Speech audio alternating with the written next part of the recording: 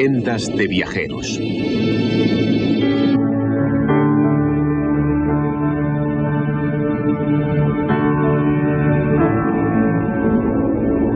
Que somos viajeros de las estrellas con destino al Sol.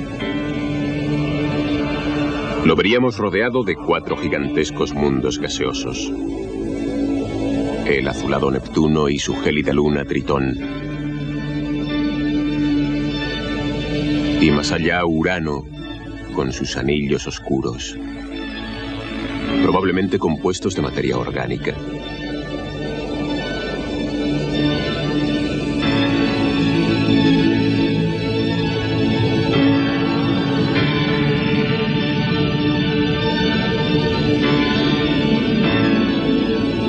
Saturno, la joya del sistema solar, situado dentro de anillos concéntricos compuestos de millones de lunas heladas.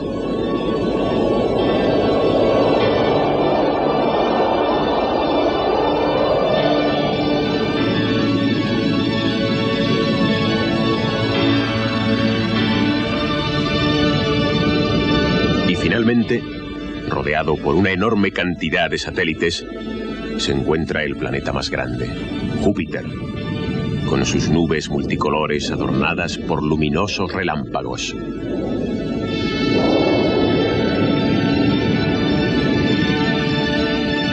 Más adentro, más cerca del Sol, no hay planetas gigantes. Solamente un ejército de pequeños mundos de roca y metal, algunos de los cuales están envueltos en aire ligero. Se agrupan cerca del Sol, ya que casi no tienen calor propio. Son pequeños lugares con superficies sólidas. Uno de ellos es un bello mundo azul que se llama Tierra. Está medio cubierto de nubes y es el hogar de los viajeros que han aprendido a navegar en el océano espacial. A investigar de cerca a Júpiter, Saturno, Urano y Neptuno, sus hermanos dentro de la familia del Sol.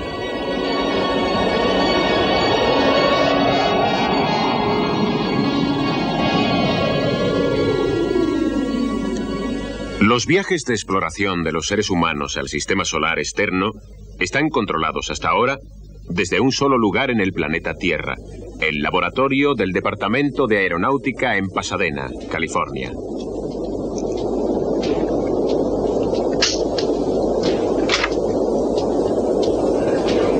El domingo 8 de julio de 1979, la nave espacial Voyager 2 pasaba cerca de Júpiter y sus lunas.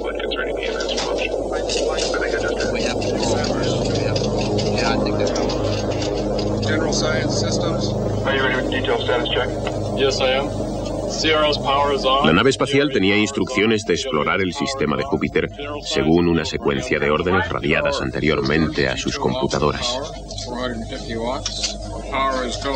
DSE systems. DSE. Okay, LACP mode is far encounter. We are at tick 210. The direction last recorded was reverse and the track is track 1. Aquí se comprueba la fidelidad de un emisario Voyager. ¿Entiende las órdenes? ¿Cómo es su salud, su temperatura, su cerebro, su corazón?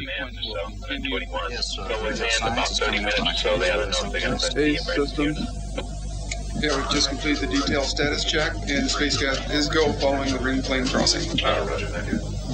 Las naves modernas que viajan a los planetas no están tripuladas. Están maravillosamente construidas. Son robots semi-inteligentes. Los ojos del Voyager son 2 cámaras de televisión diseñadas para tomar muchos miles de fotografías en el espacio. Están instaladas junto con otros aparatos sobre una plataforma de observación que enfoca a los planetas. El cerebro del Voyager está compuesto por 3 computadoras integradas situadas en medio de la nave. Se comunica con la Tierra a través de una larga antena de radio que está colocada a modo de vela.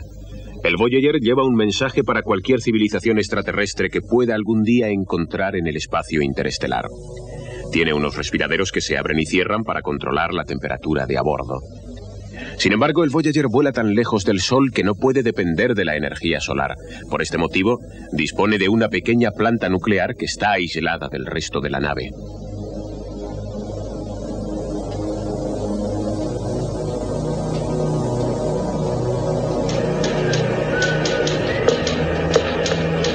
En estas primeras exploraciones pueden ir mal muchas cosas, de manera que las personas a cargo del control de la misión se sienten un poco intranquilas.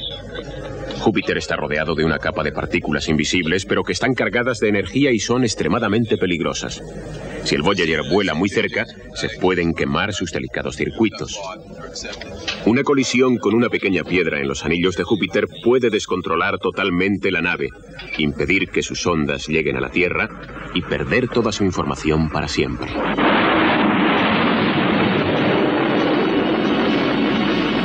El Voyager 1 y el Voyager 2 fueron lanzados con un mes de diferencia a finales del verano de 1977.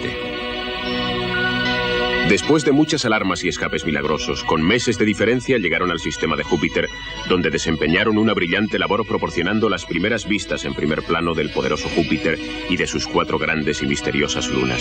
Io, la más interior de las 4. Europa. Ganimedes, la más alejada de Júpiter.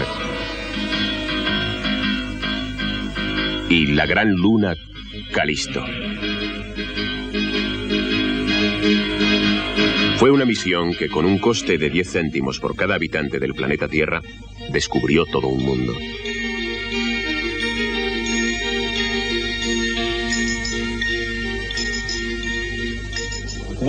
El paso del Voyager por Júpiter aceleró su encuentro con el planeta Saturno. La gravedad de Saturno lo impulsa hacia Urano, y en este juego de billar cósmico, después de Urano y pasado Neptuno, se lanzará dejando el sistema solar y convirtiéndose en una nave espacial interestelar destinada a vagar eternamente por el gran océano cósmico entre las estrellas. Y si el Voyager encontrara alguna vez seres de otra civilización espacial, lleva un mensaje para ella. Un disco dorado y delicado, con instrucciones para su uso, con muestras de fotos, sonidos, saludos y 1 hora y media de música exquisita. Los grandes éxitos musicales de la Tierra. Un regalo a través del océano cósmico de una isla civilizada a otra.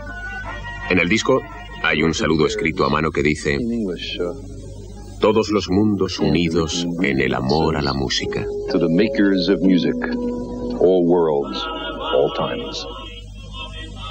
Estos viajes de exploración y descubrimiento son los últimos de una larga serie que ha caracterizado y distinguido siempre a la especie humana. En los siglos XV y XVI se podía viajar de España a las Azores en unos pocos días.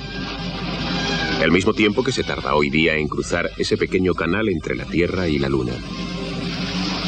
Entonces se tardaban varios meses en atravesar el Atlántico y llegar a lo que se llamaba el Nuevo Mundo, las Américas. En la actualidad se tarda unos pocos meses en cruzar el océano del Sistema Solar y llegar a Marte y a Venus, que son verdadera y literalmente nuevos mundos que nos esperan. En los siglos XVII y XVIII se podía viajar de Holanda a China en, digamos, 1 o 2 años. Hoy día el Voyager tarda el mismo tiempo en viajar de la Tierra a Júpiter. En comparación con el nivel económico de la sociedad, entonces costaba más enviar barcos al lejano oriente que enviar una nave espacial hoy día a los planetas.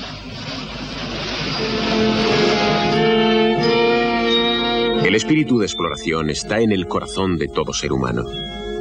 Este impulso de moverse, de ver, de saber, se ha reflejado en todas las culturas. África fue circunnavegada por navegantes fenicios enviados por un faraón egipcio en el siglo VII a.C. Las islas del Pacífico fueron pobladas por heroicos y hábiles navegantes de Indonesia. Grandes flotas de juncos salían de los puertos de la China de la dinastía Ming para explorar la India y África. Un siglo más tarde, 3 naves salieron de España a las órdenes de Colón para descubrir las Américas. Después, una expedición española consiguió dar la vuelta a este globo azul. Estos viajeros de distintas culturas fueron los primeros exploradores del espacio. Unificaron la Tierra en un solo mundo y seguimos sus pasos en nuestras exploraciones de otros mundos. Nuestras naves espaciales actuales son las precursoras, la vanguardia de futuras expediciones humanas a los planetas. Hemos recorrido este camino anteriormente y hay mucho que aprender de esos grandes viajes de hace algunos siglos.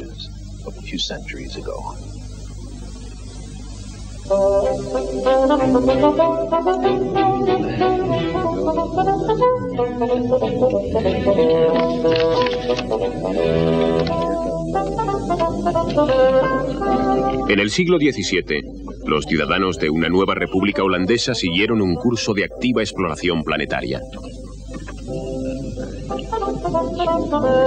Holanda era entonces un país revolucionario. Acababa de declarar su independencia del poderoso pero estancado Imperio Español, y con su recién adquirida autosuficiencia, Holanda adoptó con mayor ardor que ninguna otra nación de su época el espíritu del Renacimiento europeo.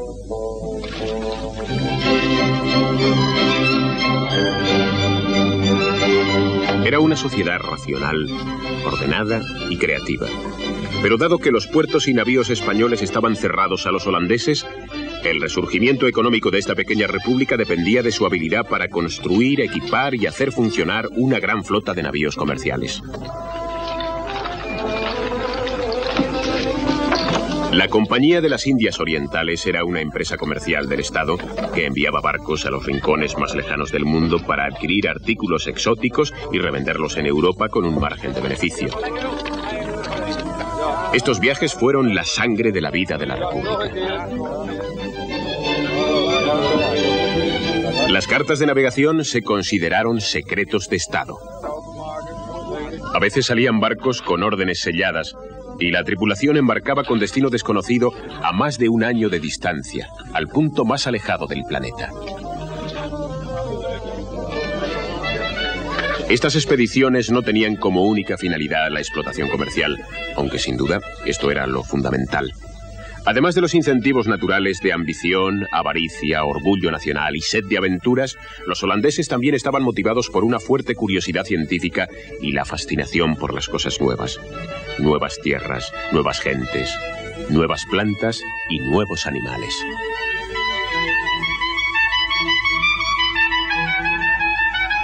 Este edificio, que entonces era el Ayuntamiento de Ámsterdam, todavía confirma la dura autosuficiencia de los arquitectos del siglo XVII. Sus lujosos adornos de cristal todavía reflejan el resplandeciente orgullo que sentían por sus obras y por su prosperidad. Para construir este lugar se necesitaron varios barcos cargados de mármol. Constantin Huygens, poeta y diplomático de la época, dijo que este edificio dispersaba lo que él llamaba el estrabismo y la escualidez del gótico. Había terminado la Edad Media y había comenzado el Renacimiento. Ahí arriba pueden ver ustedes a Alda sujetando los cielos sobre sus espaldas. Y debajo está la justicia con una espada y una balanza doradas, y el castigo y la muerte a los lados. ¿Y a quiénes está pisando la justicia? A la avaricia y a la envidia, los dioses de los mercaderes. Los holandeses sabían que el ánimo de lucro incontenido presentaba graves amenazas para el espíritu del país. Aquí en el suelo hay un símbolo menos alegórico.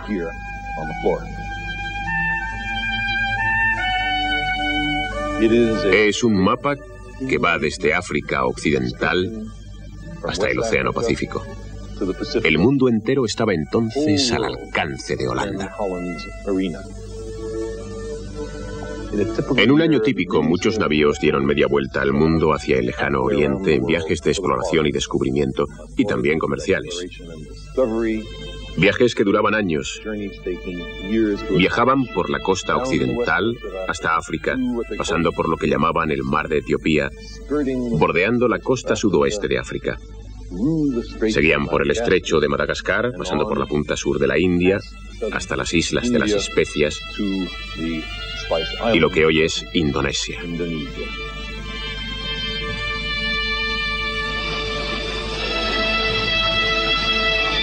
Se hicieron otra serie de viajes hacia el sur y luego hacia el este, a Nueva Holanda, que más tarde fue llamada Australia. También se realizaron viajes a través de los estrechos de Malaca hasta China. Sin embargo, Holanda era un país pequeño, obligado a vivir de su ingenio.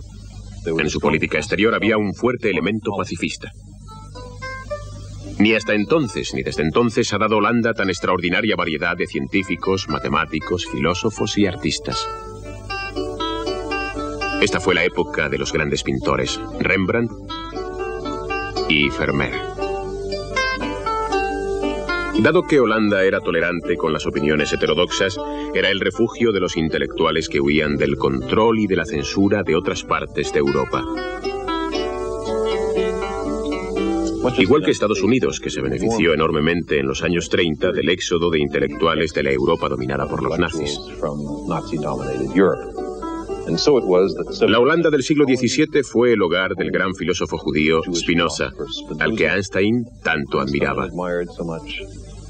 De René Descartes, una figura clave en la historia de la filosofía y las matemáticas. Y también fue la cuna de un científico, político, llamado John Locke, quien tendría una poderosa influencia sobre un grupo de filósofos revolucionarios llamados Paine, Hamilton, Adams, Franklin y Jefferson.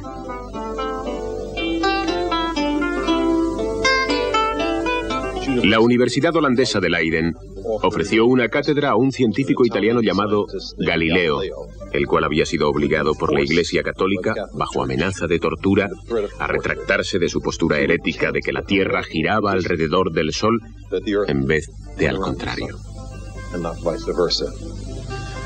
Galileo tenía estrechos vínculos con Holanda. Su primer telescopio astronómico estaba basado en un cristal de observación de fabricación holandesa. Con su ayuda descubrió los cráteres de la Luna, las fases de Venus y las 4 grandes lunas de Júpiter. Los trabajos de exploración hicieron que Holanda se convirtiera también en importante centro intelectual y cultural. El perfeccionamiento de la tecnología de navegar estimuló la tecnología en general. El problema clave de la navegación marítima era determinar la longitud. La latitud era fácil de determinar. Cuanto más al sur, más constelaciones sureñas se veían. Sin embargo, la longitud requería una medida exacta del tiempo. Un reloj preciso marcaría la misma hora del puerto de partida. La salida y la puesta de las estrellas darían la hora local, y la diferencia entre ambas horas indicaría hasta qué punto del este o del oeste se había llegado. El avance tecnológico requería una investigación lo más libre posible. Así que Holanda se convirtió en el primer editor y librero de Europa, traduciéndose obras escritas en otras lenguas y publicando libros que habían sido prohibidos en otros países. Las aventuras a tierras exóticas y los encuentros con civilizaciones extrañas disgustaron a la gente porque eran un desafío al criterio dominante y demostraban que las ideas que habían sido aceptadas durante miles de años podrían ser básicamente erróneas.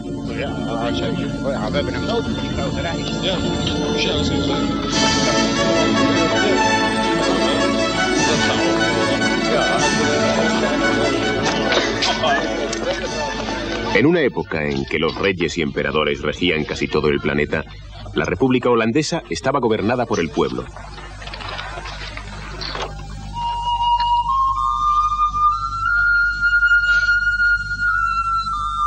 Disfrutaban de un cierto bienestar material. Pero en los interiores de sus casas, reflejados por una generación de pintores holandeses, había austeridad y discreción.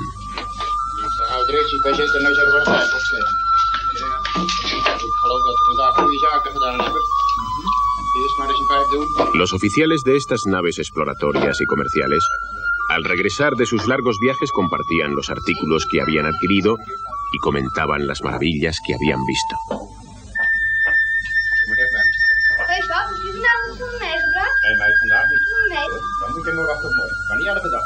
Holanda prosperó en su libertad de pensamiento.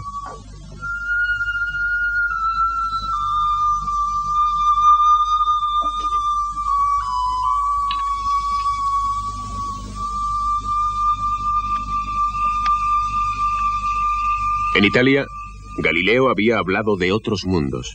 Giordano Bruno había especulado sobre la existencia de vida inteligente extraterrestre. Debido a esto fueron sometidos a brutales sufrimientos. Sin embargo, en Holanda, el astrónomo Christian Huygens, el cual apoyaba ambas ideas, fue colmado de honores. Christian era hijo de Constantin Huygens. El viejo Huygens se distinguió como magnífico diplomático en su tiempo, hombre de letras y gran amigo y traductor del poeta inglés John Donne. Constantin fue también compositor y músico.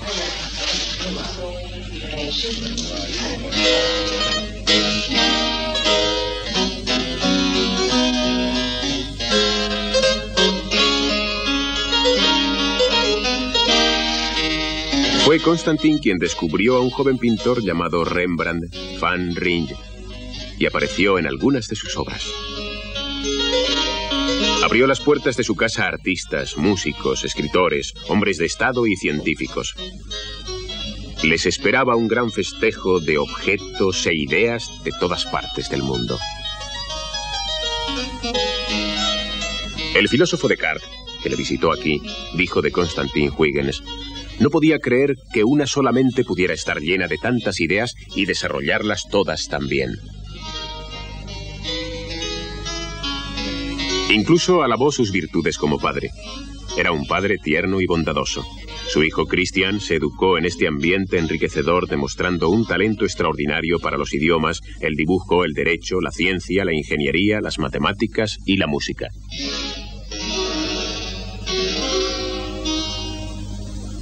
El mundo es mi país, dijo, y la ciencia, mi religión.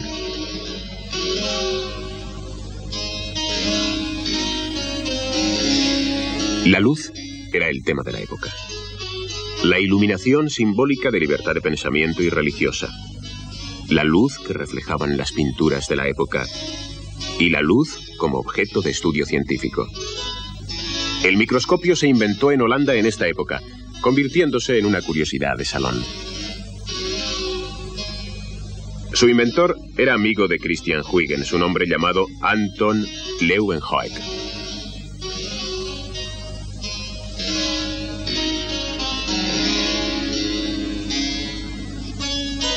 Los primeros microscopios se desarrollaron partiendo de las lupas que usaban los tapiceros para examinar la calidad de las telas.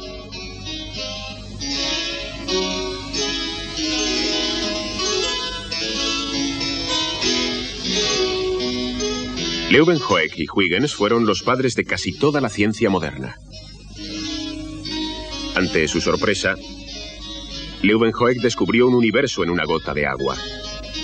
Los microbios, a los que describió como animalillos microscópicos y consideró graciosos.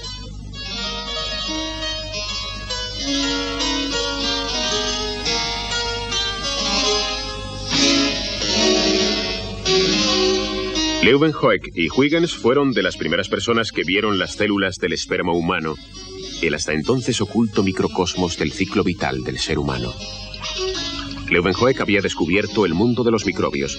Huygens, tras sus observaciones telescópicas, defendía que Marte era otro mundo y que probablemente estaba habitado.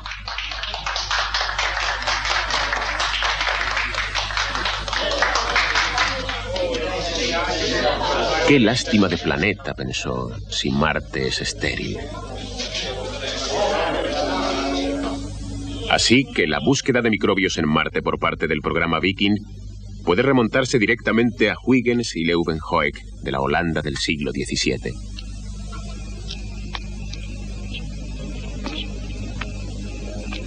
El telescopio y el microscopio que se desarrollaron aquí representan el alcance de la visión humana a los reinos de lo muy pequeño y de lo muy grande.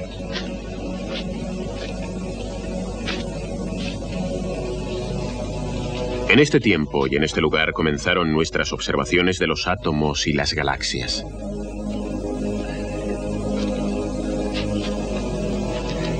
Partiendo de la inclinación de la luz a través de una lente, Huygens adelantó la idea de que la luz era una especie de onda. Diseñó y pulió lentes para los telescopios que construyó sucesivamente de mayor tamaño, aunque tardó bastante tiempo en aprender a usarlos correctamente.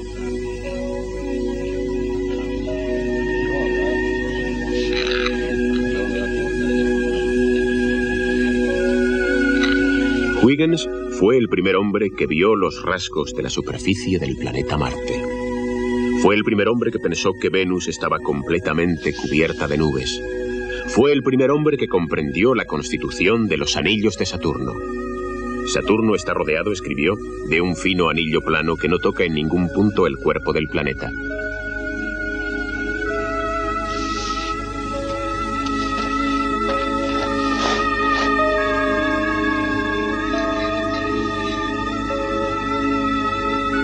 Solamente con sus descubrimientos a través del telescopio hubiera asegurado su puesto en la historia de la humanidad.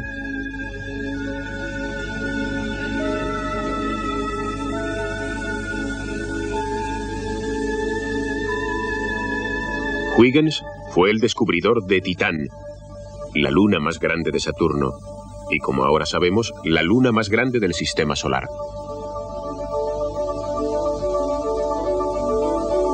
Las inmensas y cambiantes lunas de Júpiter le extasiaron.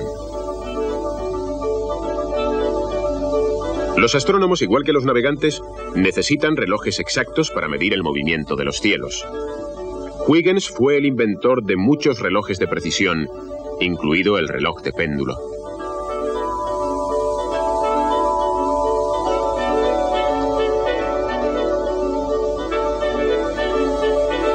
Para ilustrar el universo de Copérnico, en el que el centro era el Sol, construyó mecanismos que reproducían el movimiento de los cielos, desde Mercurio a Saturno.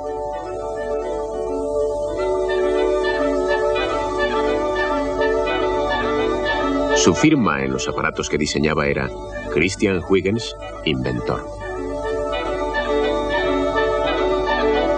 Estaba encantado de que el sistema de Copérnico fuera aceptado en Holanda y reconocido por todos los astrónomos, excepto aquellos que, según decía, eran un poco cortos de ingenio o estaban sometidos a las supersticiones de meras autoridades humanas.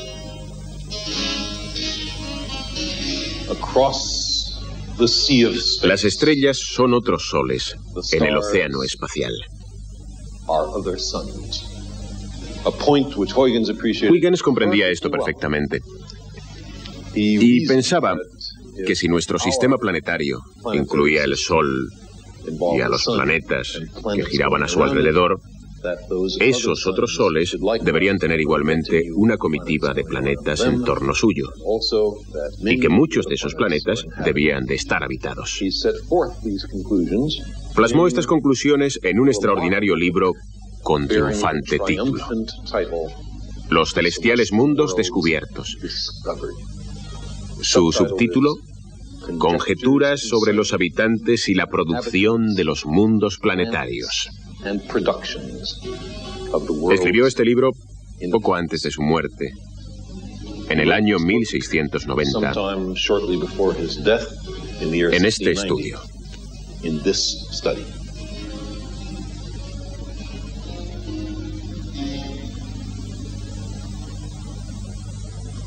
De una manera general, Huygens imaginó que el entorno de los otros planetas y también sus habitantes eran muy parecidos a los de la Europa del siglo XVII. Me pregunto si se imaginó la posibilidad de viajar a aquellos otros mundos que él había sido el primero en examinar de cerca a través del telescopio. Quizás soñó que los viajes de descubrimiento a los planetas serían un día parecidos a los viajes de descubrimientos geográficos de su época.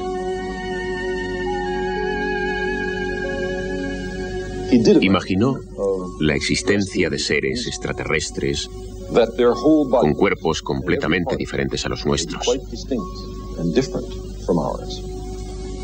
Es una opinión ridícula, dijo, que sea imposible que un alma racional tenga un cuerpo distinto al nuestro. Se puede ser inteligente, decía Huygens, aunque se tenga aspecto extraño. Después empezó a defender que su aspecto no era tan extraño. Esos seres extraterrestres deben tener manos y pies y mantenerse derechos, y tendrán su escritura y su geometría, e incluso que las 4 lunas de Júpiter, los satélites galileanos, estaban ahí para prestar una ayuda a la navegación que conviene a los navegantes de los océanos jovianos. Bueno, quizás.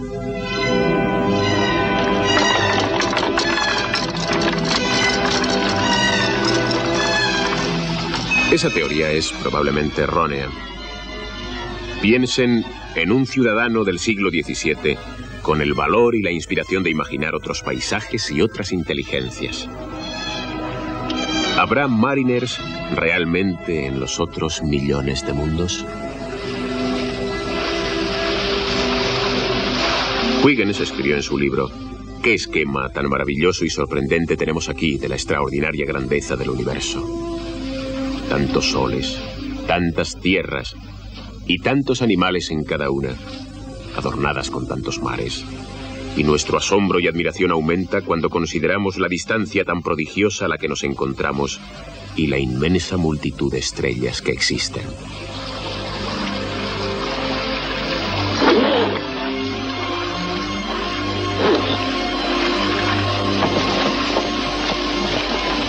Los holandeses llamaban a sus naves barcos voladores. La nave Voyager y sus seguidoras son verdaderos barcos voladores que viajan a las estrellas y en el camino exploran algunos de estos mundos que Christian Huygens, un ser terrestre, conoció y amó tanto. Leyendas de viajeros. Una de las mejores cosas que traían los viajeros al regresar de sus largos viajes eran las leyendas. Leyendas de tierras y criaturas exóticas.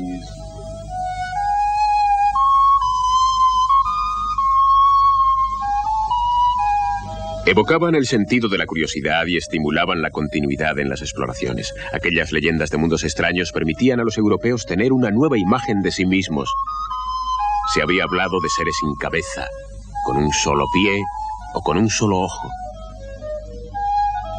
Y los holandeses trajeron leyendas de cazadores gigantes, drontes, rinocerontes, leopardos y otros animales. Los viajeros modernos también vuelven con leyendas. Leyendas de un mundo fragmentado, como una esfera de cristal. De un lugar en el que el suelo está cubierto de una especie de telaraña gigante.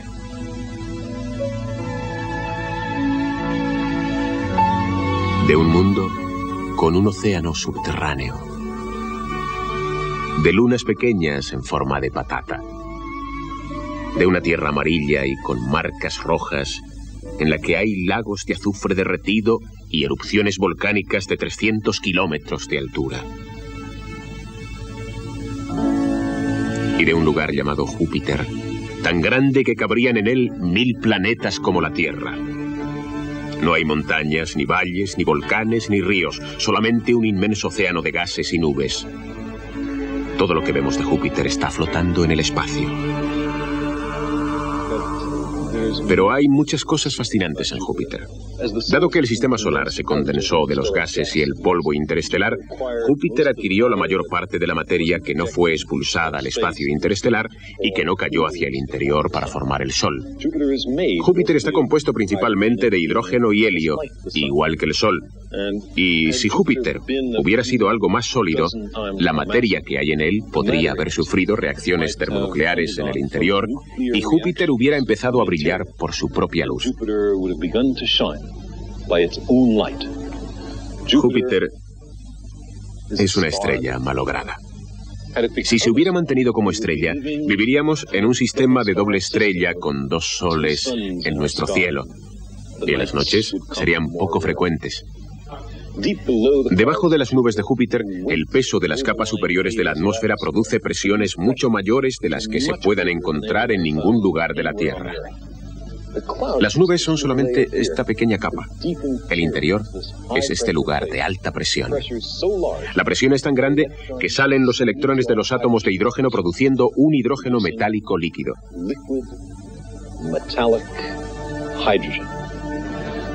Pero en el mismo corazón de Júpiter puede haber una masa de roca o hierro.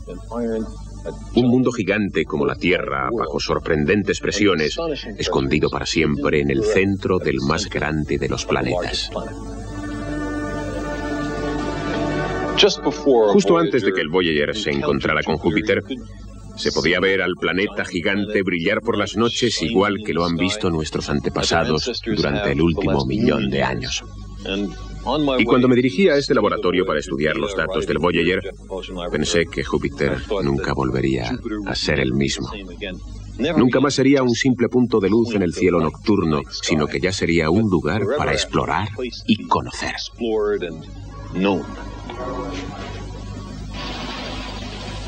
Ver las primeras imágenes en primer plano de un mundo desconocido es uno de los momentos de mayor satisfacción en la vida de un científico planetario. En las primeras horas de la madrugada del 9 de julio de 1979, empezamos a conocer un mundo llamado Europa a través de los monitores de televisión del Departamento de Aeronáutica en Pasadena. Estos son los exploradores modernos, hombres y mujeres con experiencia en astronomía, física, geología e ingeniería. Muchos de ellos han dedicado de 5 a 8 años a esta misión exclusivamente.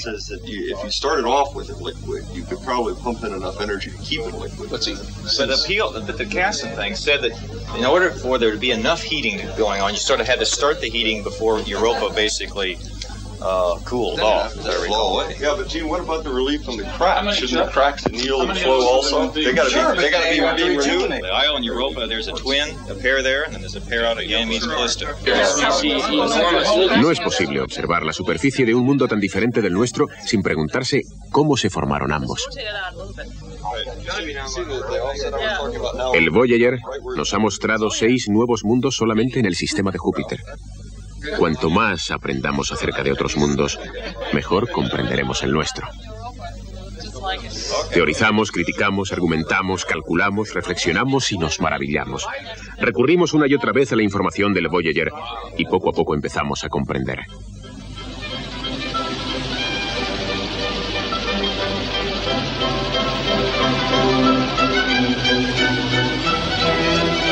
Las naves holandesas retornaban con exóticos y valiosos productos de los nuevos mundos que visitaban. Nuestra nave espacial Voyager nos ha enviado una información extraordinariamente valiosa para computarizar las orillas de este océano espacial. Aquí están descargando datos para almacenarlos, mejorarlos, procesarlos y acumularlos. Esta información facilitará la confección de mapas de otros mundos. En este almacén electrónico hay miles y miles de imágenes de mundos anteriormente desconocidos. ¿Cómo llega a nosotros una fotografía de un mundo espacial? La luz solar brilla en Europa y se refleja hacia el espacio, donde parte de ella enciende el fósforo de las cámaras de televisión del Voyager y genera una imagen. La imagen se transmite a través de la inmensa distancia de 500 millones de kilómetros a un telescopio receptor en la Tierra. Por ejemplo, a uno en Australia.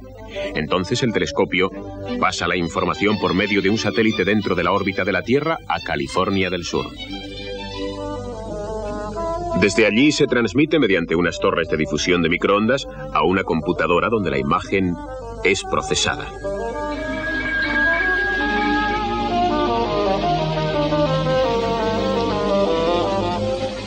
La fotografía es básicamente como una telefoto de periódico, tal vez hecha de 1.000.000 de puntos de diferentes tonos de gris tan finos y unidos que a distancia son invisibles. Solamente vemos su efecto acumulativo. La información procedente de la nave especifica cómo es de claro u oscuro cada punto.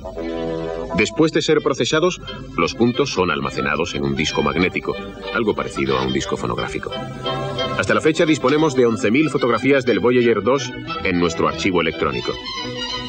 El producto final de esta extraordinaria organización de eslabones y relés es un calco que sale de esta máquina, mostrando en este caso las maravillas de Europa, que hoy han sido registradas por primera vez en la historia de la humanidad.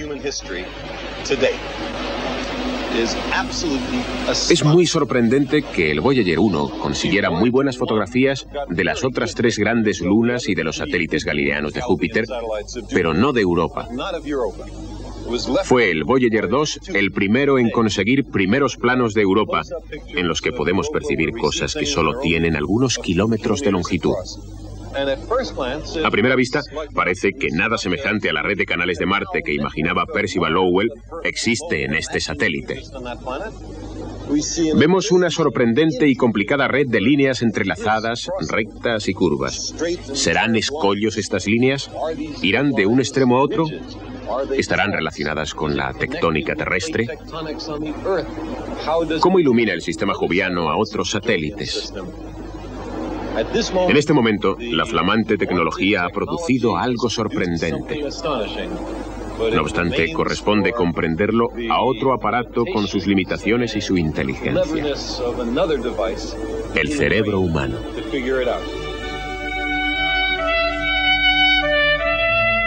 Afortunadamente, tenemos muchas fotografías que nos sirven de ayuda.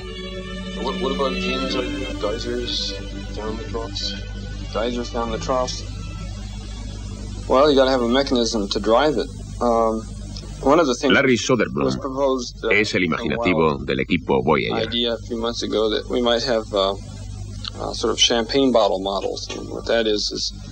You seal the crust and you have liquid underneath that solid crust. The question is, do you have that kind of condition which is an explosive effervescence? Lonnie Lane es el científico jefe del proyecto. You'd have enough resolution with some of these pictures that you don't see something that is spread laterally. Do we have the high-resolution piece to blow up? Yeah, it was here somewhere. There it is. Yeah. So this is where we pick out the relief, and if we're going to see things we can recognize. This is what I was thinking of. Varias semanas después de recibir las fotografías de Europa, todavía estábamos discutiendo qué había en ellas. We almost got to the, here's another thing, look at the little mesas here. We almost got to the limit of resolution required to see the craters which would last indefinitely on a crust this thin. Apart from the Rousseaus. Sobre el conjunto de líneas y pequeñísimos puntos, seguimos preguntándonos si pueden ser escapes de gas, calderas, fumarolas o solfataras.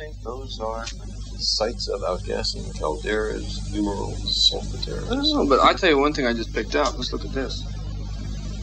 Here, right here. It disappeared. Look right there. Look Oh yeah, that's see the central peak? Yep. Yeah. Yep. You see the little hole? Yeah, it's I don't see a radiating crater. I think it's got to be an impact crater. Look at the central peak on it. There's almost no impact craters on this one. Well, wait. We just found one. Almost none. Therefore, finding one which is alleged to be the exception. No, I'm maybe it's not the exception, but something else. Perhaps, but on the other hand, you asked about all those little holes that we can't quite make out. So you could argue that the resolution limited. The big craters go away by some rheological deformation, and the little ones stay, but they're just at the edge of our resolution. That's because they're 1/10 the depth of the solid, the rigid crust. Well, maybe.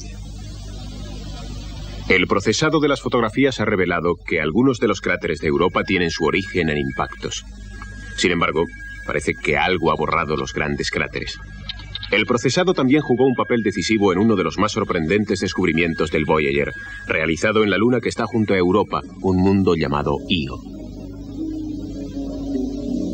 Incluso desde la Tierra se puede apreciar que Io tiene un color extraño. Sabíamos que de alguna forma el sulfuro se había desprendido de su superficie y había sido despedido en un gran anillo de gas que giraba alrededor de Júpiter. El Voyager 1 pasó cerca de Io. Había algunos lugares en Io que parecían cráteres de volcanes, pero era difícil estar seguros. Entonces, Linda Moravito, miembro del equipo del Voyager, utilizó una computadora para mejorar una fotografía del borde de Io con el fin de hacer destacar las estrellas que había detrás. 4 días después del encuentro del Voyager 1 con Júpiter, yo estaba mirando un fotograma. Al ampliar este fotograma, se hizo evidente una excrescencia en la esquina superior izquierda, precisamente al borde de Io. ¿Y qué pasó? ¿El penacho coincidió con la posición de uno de los supuestos volcanes? Fundamentalmente comprendimos entonces que lo que observábamos era un penacho de humo y que en realidad era una erupción volcánica. Entonces descubrimos que en Io hay muchos volcanes. Hay por lo menos 9 humaredas periódicamente activas y docenas, tal vez miles, de volcanes extinguidos. Estos humos pueden despedir de Io sulfuro y otros átomos y ser los responsables de las nubes de sulfuro que rodean a Júpiter. Por las laderas de las montañas volcánicas fluyen ríos de azufre derretido que probablemente son la razón de los colores distintivos de Io. Puede que los volcanes estén horadando un inmenso océano subterráneo de sulfuro líquido debajo de una superficie que tiene solamente algunos miles de años.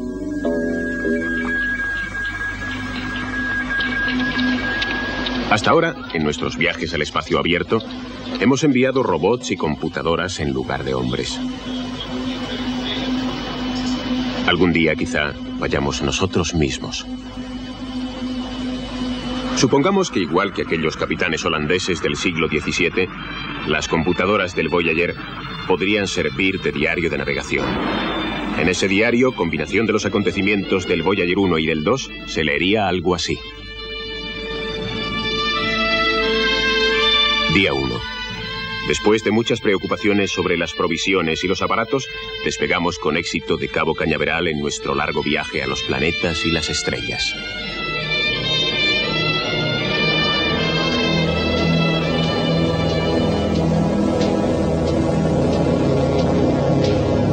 Día 13. Hemos tomado la primera fotografía de la Tierra y la Luna como mundos unidos en el espacio. Una bonita pareja. Día 170. Tenemos un problema con el despliegue del pescante que sujeta la plataforma de observación. Si no podemos resolverlo, no podremos hacer casi ninguna fotografía.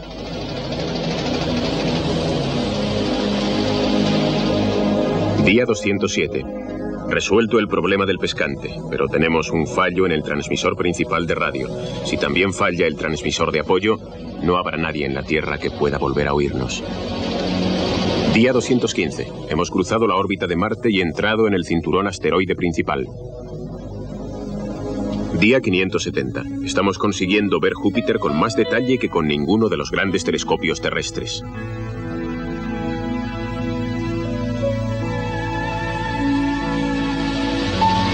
Día 640. La disposición de las nubes es característica y fantástica. Ningún pintor de la Tierra pudo imaginar jamás un mundo tan extraño y maravilloso. Las nubes blancas están altas y frías y son de cristales de amoníaco. Desconocemos la naturaleza de las nubes oscuras, quizás sea fósforo o azufre, o tal vez moléculas orgánicas complejas de ese tipo. ¿Y qué es la mancha roja?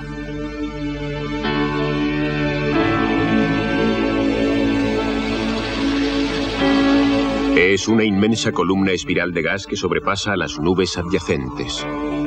Es 6 veces más grande que la Tierra. Su movimiento nos hipnotiza.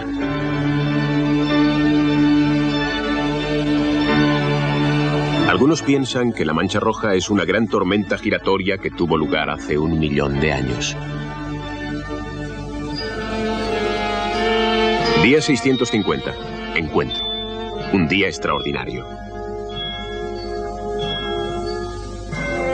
La nave maniobra para que podamos sacar fotografías de la arrugada superficie de Calisto.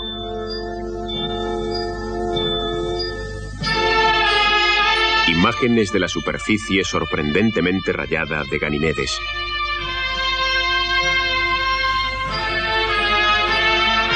Pasamos cerca de Europa. Una vista de la volcánica Io.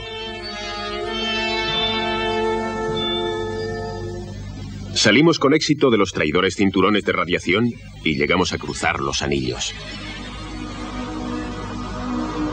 Miramos hacia atrás y nos maravillamos de los anillos. Vemos salir el sol detrás del planeta gigante.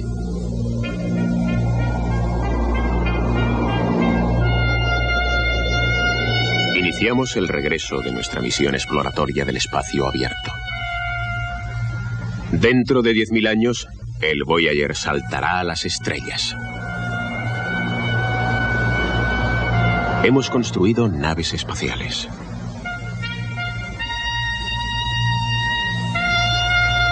Hemos ido más allá de Júpiter, a 750 millones de kilómetros del Sol, que está a 1.500 millones de kilómetros de distancia. A Urano, que está a 3.000 millones de kilómetros, y a Neptuno, que está a 4.500 millones de kilómetros. En nuestro viaje imaginario seguimos el itinerario de las dos naves Voyager en sus viajes a Saturno y más allá de este planeta. Saturno fue lo primero que vio Galileo en un telescopio, y sus anillos fueron explicados por Huygens.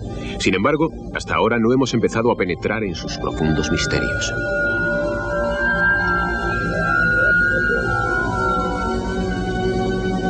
Saturno es el segundo planeta más grande del sistema solar.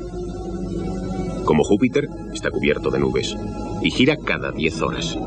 Tiene un campo magnético más débil, un cinturón de radiación más débil y un magnífico y delicado sistema de anillos. Los anillos están compuestos de miles de millones de pequeñas lunas que circundan a Saturno en su propia órbita. El vacío más grande en los anillos se llama la división Cassini, en recuerdo del colega de Huygens, que fue el primero en descubrirlo. Hay otros muchos espacios libres que se producen por las periódicas fuerzas de gravitación de una de las lunas mayores externas.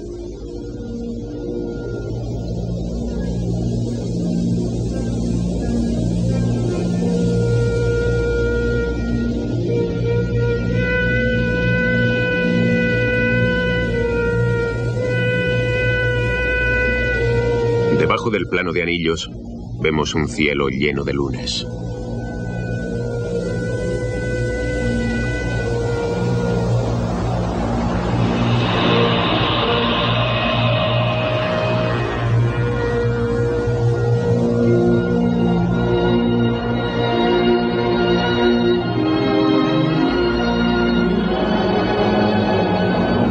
Dentro de los anillos, las lunas se hacen visibles. Son pedazos de hielo que a veces tienen 1 metro de largo.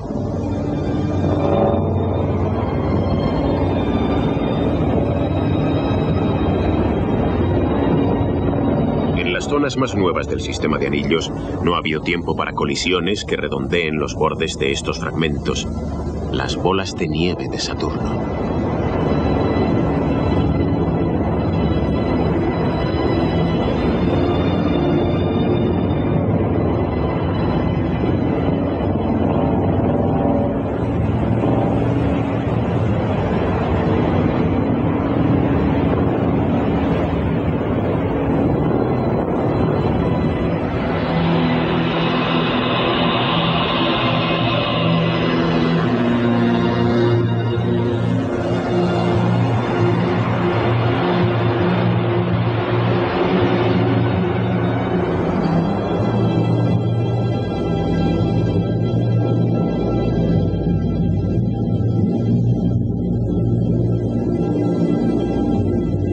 De los anillos, bañada en su luz roja, encontramos la inmensa luna de Saturno cubierta de nubes.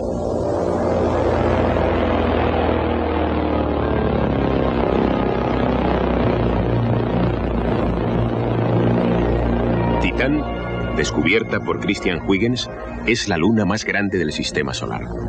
Tiene una atmósfera más densa que la de Marte y una espesa capa de nubes rojas que probablemente están compuestas de complejas moléculas orgánicas producidas por la luz ultravioleta del Sol y otras fuentes de energía de la atmósfera, que es rica en metano.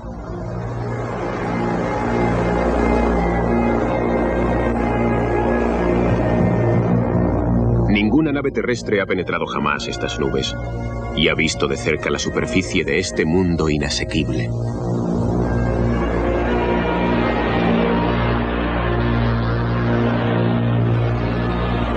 Es probable que el suelo esté cubierto de una corteza de moléculas orgánicas que caen del cielo.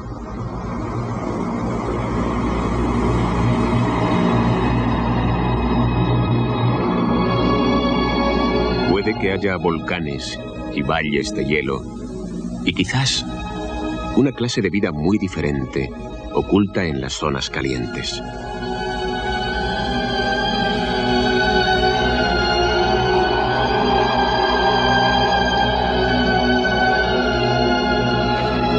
Estamos cerca de un risco helado de Titan.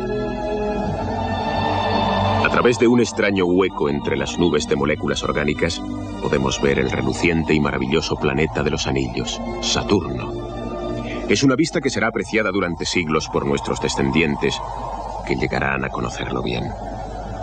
Igual que nosotros hemos llegado a conocer la bahía de Hudson, el mar de Barents, Indonesia, Australia y Nueva York.